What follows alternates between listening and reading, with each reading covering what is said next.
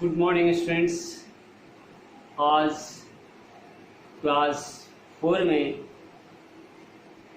हिंदी संचिता book पढ़ रहे हैं हम लोग। मैं हूँ मधुमक्खी चैप्टर 8 नंबर चैप्टर। इसमें हम लोग जो है 58 पेज तक पढ़ चुके थे, जिसमें कि हम लोग मधुमक्खी के बारे में लास्ट में पढ़े थे। क्या किस तरीके से मधुमक्खी का पैर जो है उनके लिए उपयोगी है, किस तरीके से वह अपने पैरों से सहायता लेती हैं क्या करने में, तो सफाई करने में, कटाई करने में और किसी भी चीज़ को पकड़ करके रखने में। हम पढ़े अभी तक कि किस तरीके से मधुमक्खी का पिछला पैर, दोनों जो पैर है पिछला, फूलों के पराग को एकत्रित करता है और फूलों के पराग को एकत्रित करके वह जो है एकत्रित करने के लिए उनमें क्या होते हैं, थैले भी होते हैं, उसमें वह रखता है। हम लोग इस चैप्टर में अभी तक ये भी पढ़े क्या कि मधुमक्खी के शरीर में छोटे छोटे बाल होते हैं, उनके छोटे छोटे पंख होते हैं और यही पंख क्या करते हैं, तो मधुमक्खी को उड़ने में सहायता करते हैं। ठीक है, उनके बॉडी स्ट्रक्चर के बारे में बातें हो रही है ना, उनके शारीरिक संरचना के बारे में बातें हो रही है। हम ये भी पढ़े क्या कि यह पंख जो है उड़ने में सहायता करते हैं और उनके पास 2 आंखें भी होती है जो सिर के दोनों ओर होती है और प्रत्येक आंख में लगभग 6000 लेंस होते हैं। एक विशेष बात है ये कि 6000 मधुमक्खी के आंख में लेंस होते हैं और नाक और कान उनके नहीं होते हैं। यह भी विशेष बात है। This is also special matter. क्या है, नाक और कान का स्थान पर क्या होता है, तो उनके सिर पर आगे एक एंटीना होता है जिसको यहाँ पर मेंशन किया गया है जादुई एंटीना। जादुई एंटीना क्यों? क्योंकि यह एंटीना जो है सूंघने, किसी चीज को स्मेल करने और सुनने में सहायता पहुंचाते हैं। ठीक है, कहने का मतलब कि कान नहीं होते हैं, उस एंटीने के माध्यम से यह क्या करते हैं, सुनते भी हैं, और नाक नहीं होते हैं तो उस एंटीने के माध्यम से ये सूंघते भी हैं। नेक्स्ट पेज पर हम लोग क्या है आते हैं, अब जो 59 नंबर पेज है। मधुमक्खी का कहना है कि हमारा सामाजिक जीवन बहुत ही रोचक होता है। जैसा कि हम जानते हैं कि हम मनुष्य भी सामाजिक प्राणी हैं। Man is social animal. ये सर नो, हम लोग सोशल एनिमल है कि नहीं? हम लोग भी क्या हैं, सामाजिक प्राणी हैं। और मधुमक्खी का भी कहना है क्या कि हमारा सामाजिक जीवन बहुत रोचक होता है। यानी इस सेंटेंस से, इस वाक्य से यह स्पष्ट होता है कि कहीं ना कहीं मधुमक्खियों का संबंध समाज से है, यानी उनका भी एक समाज होता है। आइए देखा जाए आगे। हमें अकेले रहने और अकेले खाने की आदत नहीं होती।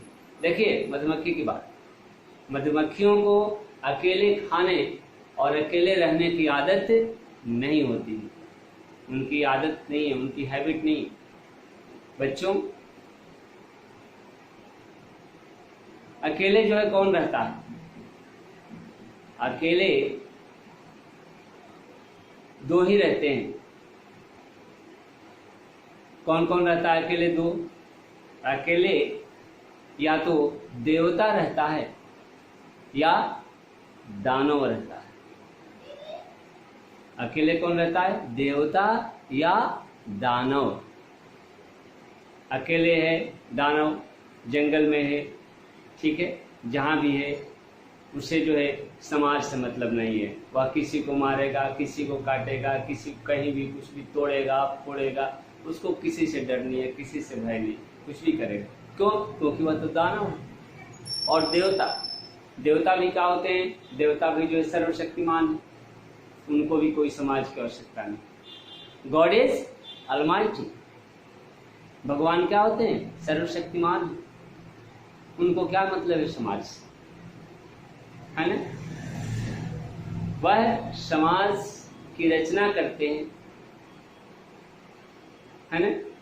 ब्रह्मा हुए, विष्णु हुए, महेश हुए, ये त्रिदेव जो हैं क्या करते हैं?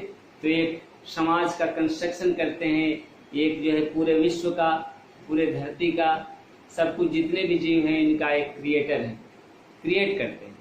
दूसरा जो है पालन करते हैं, और तीसरा जो है संहार करते हैं। लेकिन ये क्या रहते हैं? अकेले रहते हैं। तो कहने का मतलब क्या है कि हम मनुष्य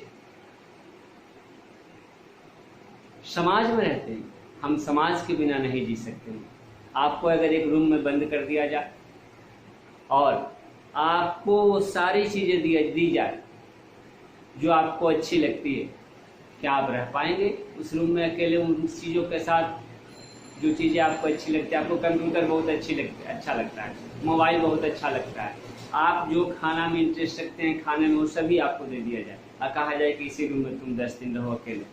कोई बाहर से आएगा उधर से और दरवाजे के पास पकड़ा देगा सामान खाने पीने का, और फिर चला जाएगा और कहेगा कि रूम में अकेले रहो। 5 दिन रहिएगा, 7 दिन रहिएगा, फिर कहेगा कि नहीं हम पागल हो जाएंगे, हम नहीं रहेंगे अकेले। क्यों? क्योंकि हम स्वभाव से क्या है? सामाजिक प्राणी। हमको थोड़ा कम खाना दो, थोड़ा कम पानी दो, लेकिन हमको क्या दो? समाज दो, हमको मेरा दोस्त दो, खेलने के लिए दो, है ना, हमको पढ़ने के लिए दो, हमको दूसरे से मिलने के लिए दो, क्योंकि हम लोग सामाजिक प्राणी।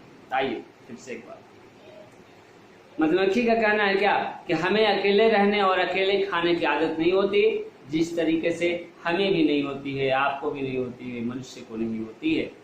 हम प्रायः, मधुमक्खी कह रही है, हम प्रायः छत्ता बना करके समूह में रहती हैं। मधुमक्खी कहाँ रहती है? तो एक हनीकम्ब होता है उनका, मधुमक्खियों का एक छत्ता होता है जिसमें वे रहती हैं एक समूह में। बहुत सारी मधुमक्खी होती है छत्ता में, मधुमक्खी के छत्ता में। एक बार अगर उस छत्ते को जाकर के छू दीजिए, किसी ने कहीं ना कहीं गलती से अगर टच हो जाए तो क्या होगा? सारी मधुमक्खियां वहां से निकलेगी और निकल करके आपको आकर के काटने लगेगी, होता है ना। इसलिए कभी मधुमक्खी के छत्ते को गलती से भी क्या है?